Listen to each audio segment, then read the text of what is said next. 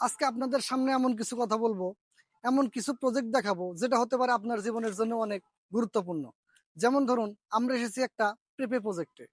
এখানে পেঁপে প্রজেক্টে প্রায় 100 থেকে 200টি পেঁপে গাছ আছে এবং এখানে প্রায় 2-3 বিঘা জমির উপরে এই প্রজেক্টটি স্থাপন করেছেন। এবং যিনি এই পেঁপে প্রজেক্টটি করেছেন তিনি ভাবছেন যে আমি দেশের জন্য কিছু করব এবং নিজের জন্য কিছু করব।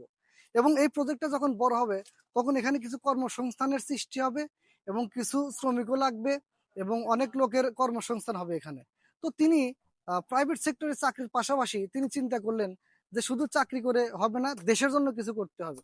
তো আসলে দেশের জন্য চিন্তা করে ভাই এই পেঁপে প্রজেক্টটি দিয়েছে এবং ইনশাল্লাহ এখানে আমরা দেখতে পাচ্ছি সবগুলোই গাছে ভালো পেঁপে ধরেছে। যেমন ধরুন এই যে এই পেঁপে গুলো খুব সুন্দর হয়েছে, পেঁপে গুলো বড় হয়েছে। তো পেঁপে প্রজেক্টটা মোটামুটি ভালো রানিং। তো আমরা কথা বলবো এই পেঁপে প্রজেক্টের যিনি উদ্যোক্তা, যিনি এত কষ্ট করে এবং শক্তি ও সাহস নিয়ে যিনি এত দূরে এসেছেন, আমরা তার সাথে কথা বলবো।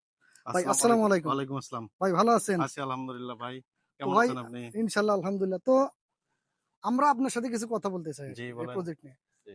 তো এই প্রজেক্ট নিয়ে আপনার ভবিষ্যৎ পরিকল্পনা কি? আসলে আমি এই প্রজেক্টটা শুরু করছি ৭ মাস বয়স আমার এই প্রজেক্টের। ভবিষ্যৎ পরিকল্পনা তো আমাদের অনেক বড়। যদি উপরওয়ালার সহায় হয় তাহলে আমাদের অনেক বড় পরিকল্পনা আছে। আমরা এটা শুরু করছি কর্মসংস্থানের উদ্দেশ্যে। আমি একটা কোম্পানিতে জব করতাম, প্রাইভেট কোম্পানিতে। তো জবের পাশাপাশি আমি এই উদ্যোগটা নেই। পাশাপাশি আমার সাথে আরো ২-৩ জন ৩ জন ছেলে আছে।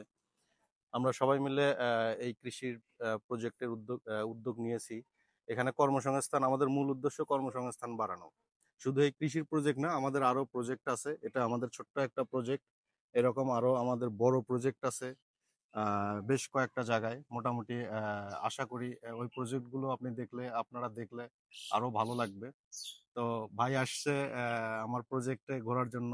ভাইকে অসংখ্য ধন্যবাদ। ভাই আসলে হঠাৎ করেই চলে আসছে। আমরা কাজ করতেছি এই যে পাশুন, তারপর এই যে এপাশে নিড়ানির কাজ করতেছি, পরিচর্যার কাজ করতেছি।